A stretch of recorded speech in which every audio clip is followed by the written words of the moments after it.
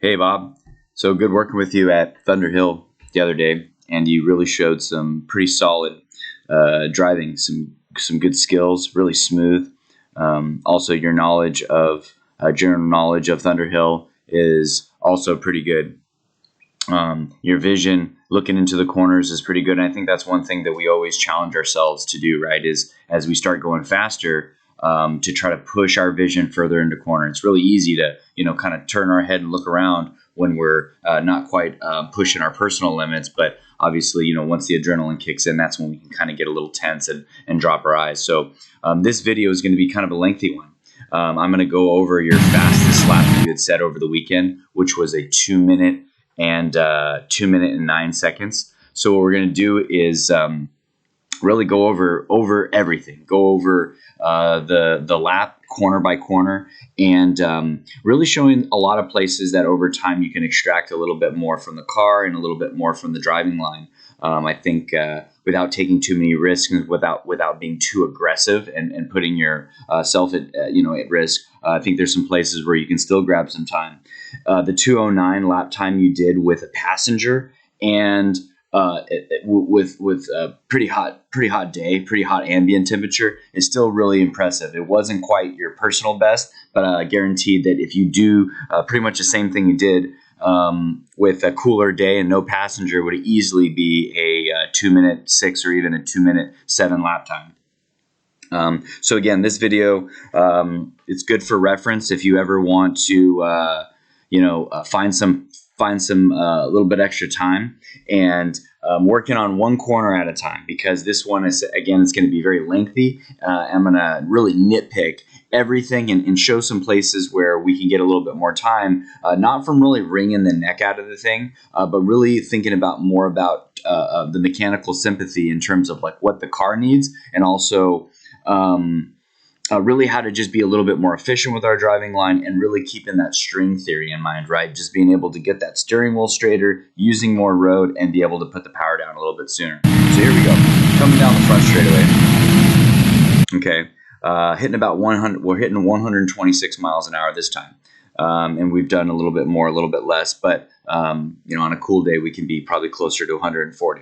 So the key for turn one, to really carry a good amount of speed and make this corner feel good, it's about really getting the braking done before our turning. Okay, so we don't want to brake too late to where we're having to brake and turn at the same time. And the key to this corner is really finishing our braking, all of our braking by the turning cone, and really trying to roll as much speed.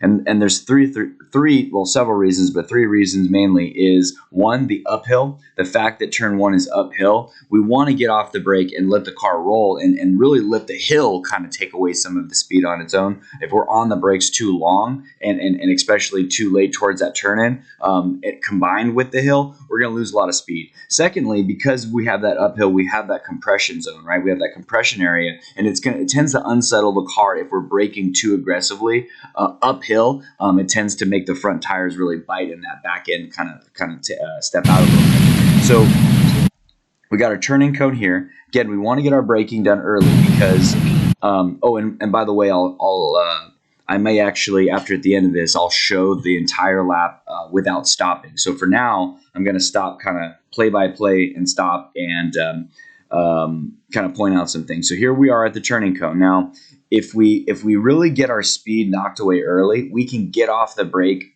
by the turning cone, and it is possible to kind of roll, mid-corner speed in the 80s around here. Okay, use a little bit more of that exit when we track out. Now, it doesn't look like a lot, but it's about 4 feet off to this right-hand side, because we know when we're flush up with the right-hand side of the road, when we've used all of the track, the edge of the road is going to kind of come here to kind of to the where the fender meets the hood here. So we know any space after that is more space than we need. Now for turn 2, let me back that up. For turn 2, you were starting to kind of work a little bit with that diamond, kind of getting the car a little bit earlier to this first part of the apex, trying to roll a little bit more speed on the way in. trying to carry a little bit more momentum on the way in, maybe in the upper 70s, letting the car come to around the center. And that's where that kind of diamond takes effect, that double apex, where we have this kind of point here, and then we're letting the car come back down.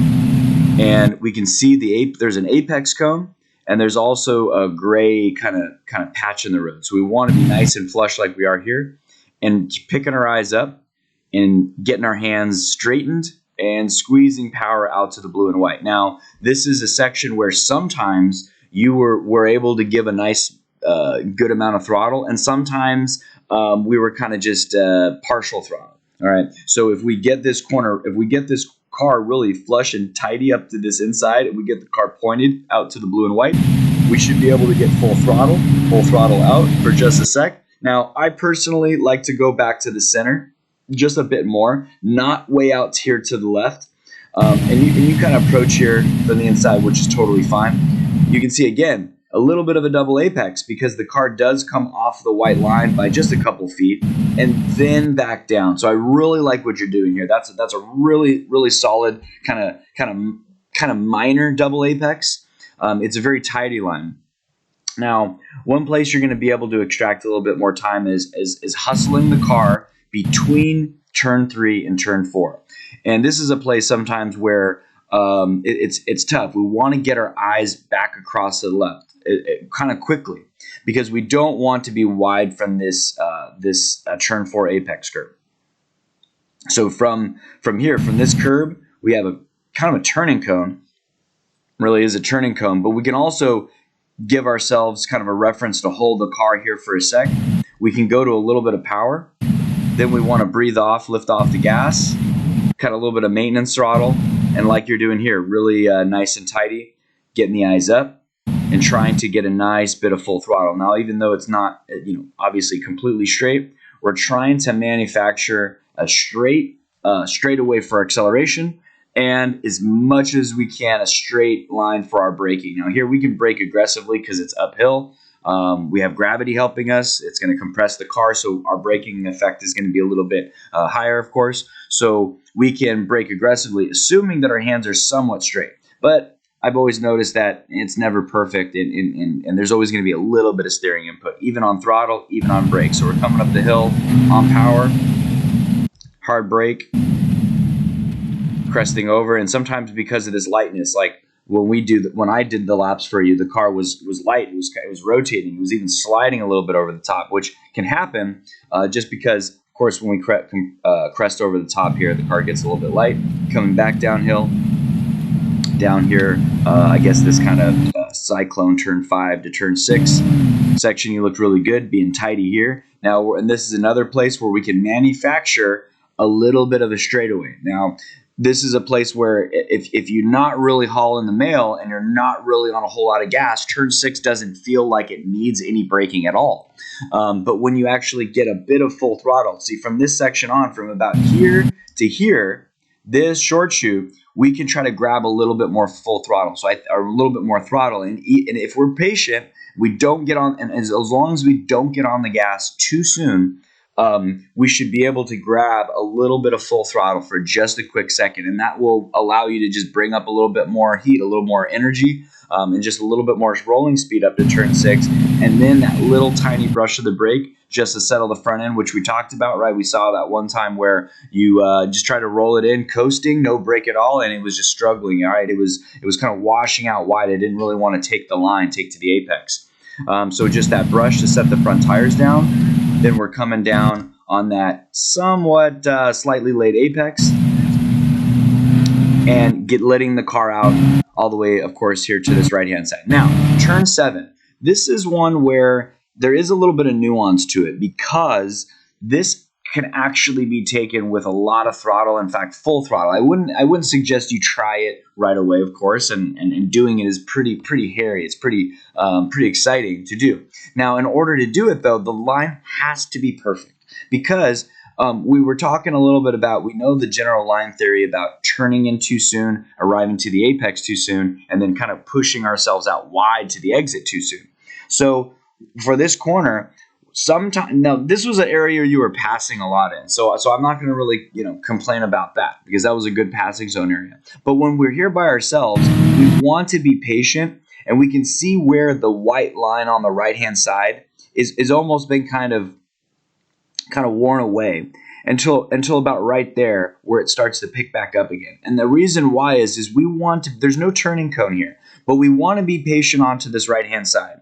And the reason is so that as we come across that apex to turn 7, we can have a straight hands and we can actually stay on gas and we don't get our trajectory to push us out wide. So this is a good one here on this one. You're waiting patiently onto the right hand side, and just be aware of that, because if you get in just that little bit early, then it'll force you out to that outside, which feels pretty sketchy especially when you're on throttle and you start to see that the road is starting to kind of run out of, the road is closing down on you.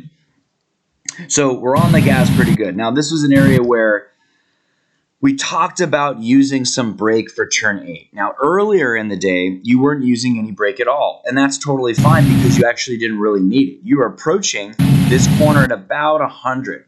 Right? And this time we're doing about 103. So this corner can be taken at about 198 to 102 miles an hour, just really depending on the day, the tires. So if you're already going that speed, then braking isn't really necessary. But just remember that as you start to get confident, you ask me, why do I go to some brake? Why am I doing 120 miles an hour? Because I would carry a little bit more speed through turn 6, perhaps, maybe in the 70s. And then as I come across this point, maybe I'm in the mid to high 90s. I'm staying full throttle through this area, and eventually you will be on more throttle, and then you will be carrying more approach speed up to turn 8, maybe in the 100 and in the high 110, 100 and teens, right? So we need that little dab of brake early. We don't want to brake too late because then it feels like total shit. The car gets really unsettled. It's just very sketchy feeling. And this is an area where is actually probably one of the more kind of I should say high risk zones on the track, right? Where people can really go off at high speed and end up in places they don't want to be. So we want to get that dab of brake very light, just like we would do at turn 6. Just a little brush of the brake, turn in, and grab on to this blank apex curb here. So this line you're doing here is great, perfect line. You're letting the car out. We're on power. We can see we're building throttle on the exit, and we can even touch a little bit of that exit curbing because it's not unsettling at all. It's not raised. You can see it's flat, very user friendly. Now turn 9. This is the most challenging corner on the track, not because of the bravery you need. There is a little bit of that, but really just the technicality of it, because it's essentially kind of a two-part, right? We got that left and the right-hand portion. We have that high compression zone, so we can roll in a lot of entry speed. We have that blind crest at the top of 9, which makes it a little bit interesting. And we were trying out that new line, that little bit more advanced line, where we're running the car out wider out of 9. So let's check this out. Now, eventually, you'll be able to roll a little bit more speed from just getting off that brake a little bit sooner and letting the hill kind of do some of the slowing for you. And also, because we roll up into the face of this hill, we get a lot of compression onto the front tires, which really let those front tires work well. So we don't want to be trail braking a whole lot in this corner. We don't want to be carrying a lot of brake pressure because A, that's going to end up over slowing the car, and 2, it's probably going to end up over exciting the front end by kind of not overloading, but really setting the load down in those front tires and making that back feel a little bit nervous. So we want to finish our braking by the turn in, getting our eyes up. The line on the way in looks perfect. You're getting down to the apex really nice and tidy, not without kind of jumping this curb because it's very unsettling. So we don't want to hit it. We can barely brush it. It's fine. We're starting to pick up a little bit of maintenance throttle because the fact that the hill is still we're fighting this uphill. All right, and using a good amount of road here off to this right-hand side. Now, over time, you'll just start to trust this. It's about a car width off to the right, but we were working our way towards that throughout the day. In fact, this was earlier in the day, anyways, where we just had a little bit cooler air, so you ran a faster time. I think later on, as the day went on, you were driving this corner better because you were using more of the road to the right-hand side, and really backing it up here real quick. picking those eyes up like we talked about and just seeing that candlestick, right? String theory says is if we can straighten our hands out there a little bit sooner, right, we can pick up throttle a little bit sooner. This will be a corner that you could easily do in the high 60s to even low 70s in this corner. And so as you're picking up the maintenance throttle and you're getting your hands out straighter, then you'll be in the like high 70s already. So you'll be coming over the crest with just a lot more speed. You'll have your hands straight for this portion, right? Because we know that we don't want to be kind of pinching the car to the right with, especially as we're putting the power down. We want to keep our hands straight. Now, this is another area where I've seen some videos and heard some stories about, cars just getting loose or just getting some wheel spin over the top of this and ending up out there. So we really want to keep our hands straight. Now, a specific thing to look at is totally up to you. I personally don't look towards anything in particular. I've just done it enough. I'm using the road to the right. As I come over the top, I just keep my hands straight. I start to add a little bit of steering as I crest over, but keep my hands generally straight. But some folks talk about looking at those water containers in the background or looking at a particular feature of the garage. So if you like doing that, if certain visual features stand out to you, by all means use them. Some you use, some you don't. I point out a lot of things, and sometimes certain ones just tend to stand out for people a little bit better and tend to help a little bit more. So really good job here, coming over the top, letting the car track out so our hands are straight.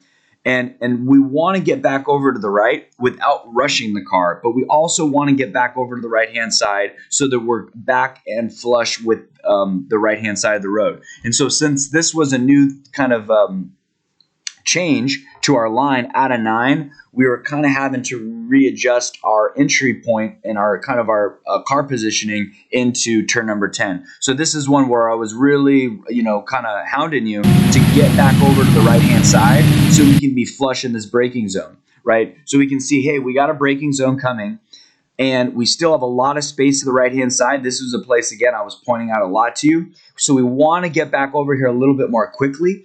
Now that we're tracking out of 9, we want to get back to the right more quickly for 10, and we want to make sure we're nice and parallel, not only so that we're straight with our hands for our braking, so the car doesn't move around. I think once or twice the car moved a slight bit under braking, and that can just sometimes be that little bit of steering input that's not really recognized. We're not fully conscious of it because we're thinking about the braking zone, and just that little bit of steering input can unsettle the chassis. So we want to get back over and be a little bit more flush, and we're parallel. It's as we get near, we're actually kind of braking somewhat diagonally, so you can see that distance to the grass gets a little bit lower, but we still have a couple feet off because we know that the edge of the road would be about here if we were fully over to that right-hand side. So again, just getting... Sorry about that. I don't edit these videos. So going back over. So yeah, just getting our eyes over to that right-hand side, seeing that braking zone, and really telling ourselves and really kind of being strategic to say, you know what, I want to make sure I'm fully over using all of the road, because turn 10 was wow, one of your best in terms of rolling speed and letting the car rotate. That was a corner that you were really comfortable in, just really sending it in there and rolling good speed. However, if we give ourselves, or if we give up of ourselves a few feet from that side, we can see that obviously we're going to constrict the radius. I think you can do in the high 60s through here. Okay, turn 11, right? Another uphill compression. We got a blind over crest and probably one of the most important corners on the track, right? Because it leads onto a long straightaway. We want to get back on power. We want to really get the benefits of that straightaway speed and maximize that length of full throttle, obviously heading down to the braking zone for 14. So coming in here into 11, getting our eyes over, your turn in looked really good, right? In that, high 40s is great. Great rolling speed. Now, I tend to point out the trees and this awning, this second canopy, second awning down here, just for something to get our eyes towards initially as we come up and over this crest. If we keep looking and driving towards there, we're going to go straight through the dirt. So we're of course not going to do that. But I think what it does is just helps get our eyes just kind of in the general direction, just so that as we come up and over and then we see the road, we really want to take advantage of this like you're doing here. And that will give you a little bit more confidence just to get back on the power. You looked really good through here. You looked really solid. You were on some good steady throttle. One place that I wasn't nitpicking a lot, actually I wasn't really bringing it up a whole lot at all because it wasn't really kind of like a danger thing. But it does matter in terms of having a straighter steering wheel and being able to get on full throttle sooner, which is using every square inch of this road to the right-hand side. And so there was just a lot of things that we were dealing with and talking with, and traffic and radio stuff. So I wasn't talking about this really much at all. Okay, but we want to be using every square inch. So a lot of times as you came out, you would leave maybe 1 to 2 car widths out here. And so, right, string theory, right? We can be straighter, we can be on more power, and ultimately we can be faster if we let that car out. And in fact, this passing zone cone, which I sometimes tend to pass before this passing cone, is a really great visual reference leaving turn, what is this, 13 here. So this would be 12 and then 13. As we get our eyes up and we can see that cone out there, we want to draw a straight line to it. We want to get our hands open out to it. Again, more speed.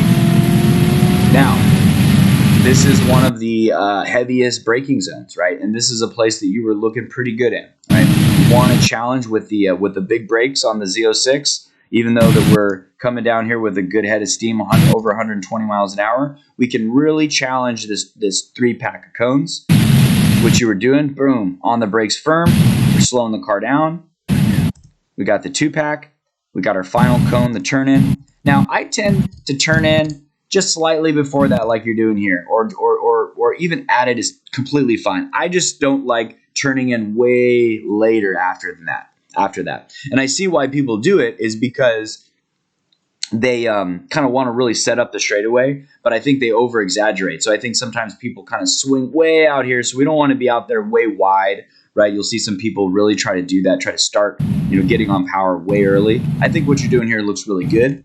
We're generally pretty flush, pretty tight to this apex. We may even be able to get our right sides. Now, one thing that I learned when I first started driving here was, because I had a slower horsepower car, was to really get tidy into this little pocket, pocket on the apex. It's very rubbered up, not a big deal. Now, as we come out, you were getting out into the right place eventually as you transition through 14 and 15. Okay, we can start to let the car out when we're pushing a little bit harder and we're being a little bit more aggressive. We can actually go from this right side curve where we put our right sides in this, like that little valley, and then let the car out and start getting on gas a little bit earlier. And that will actually push the car out onto this exit apron a little bit earlier. We don't want to go past it. We want to straddle it, and that's what you eventually do up here. But we can actually straddle it and get our left sides beyond that a little bit sooner, and just kind of continue to straddle that curbing out until it's time to turn in. Now, you had a really nice line through here. I have no complaints at all. You're turning in right where this curbing comes to a kind of a point, right? So as we come across and we're straddling, we're waiting for that triangular point. We're looking across. We're on balanced throttle. We can't be on full throttle, of course, but we want to be on some degree of throttle, balancing the car and preparing for acceleration out.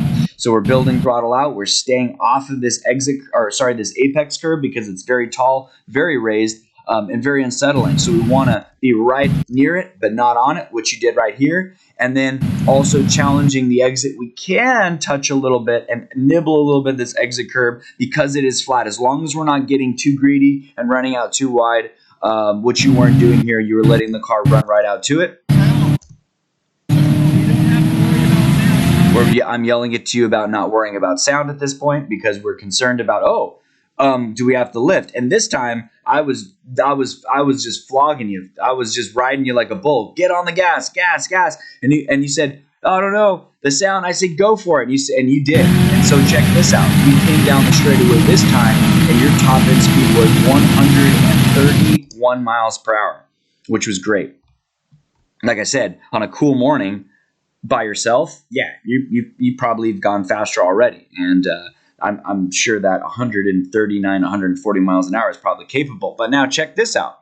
This is an example of when we brake too late for turn one, we lose a lot of mid-corner speed. Okay, so this is going to be kind of the tail end of the video. But if we brake too late and we're still on brakes by this turn in, watch what it does here. With the combination of the additional braking and the uphill, zaps a lot of speed. Now we're down into the 73 miles an hour. So it was actually 73 compared to 76. So it was 3 miles an hour lower than the previous trip through turn one. And that just comes from braking too late. And so that's why I really want to emphasize and to really point this out, because if we can get the eyes across and get off that brake a little bit sooner,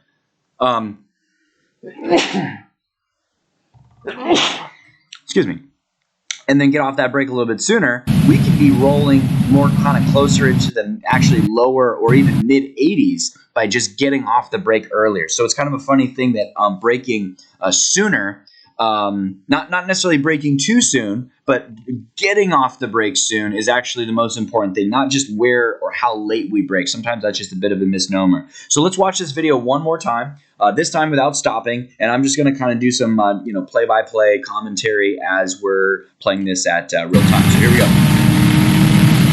So coming across the turn one, again, getting that braking done early, getting those eyes across to the left, keeping that thing roll. Picking up mid-corner power, then squeeze and power using all the run out to the right. Getting our eyes across, getting that car down to the inside early. We can let it come out to the center. Then back down, pointing, squeezing power on exit. Back to the center or center right. Kind of a minor double apex like you did there. Flush down back to the curb. Squeeze a little power, lift, let it turn, and then squeezing power up the hill. You can do a hard smack of brake, come up and over, and then we're just on power, managing power, modulating throttle coming down, being patient, being disciplined to give full throttle for a quick second. Pressure brake, looking across, letting it rotate, squeezing power on exit, being patient, staying on balanced throttle, little tiny brush, settle the front, squeezing power again on exit, touching that exit curve, get back on the track. Early firm pressure, getting off the pressure. Compressing in, squeezing power out to the candlestick, straight hands over. Get back to the right, using the road to the left, but getting back to the right. Firm initial pressure, rotating it down into that banking. Quick short shoot, full power. Pointing the car out, squeezing, coming across, keeping the hands straight as we can, using every square inch of the road, then back to the left. It's very rewarding to be late on the brakes. Boom, late on those brakes, looking across still, getting it woed up, getting it rotated, squeezing power, getting out onto that exit curve, managing power, balancing, squeezing on exit here, and really giving them a show, letting all those horsies run free. All right, so that'll do it.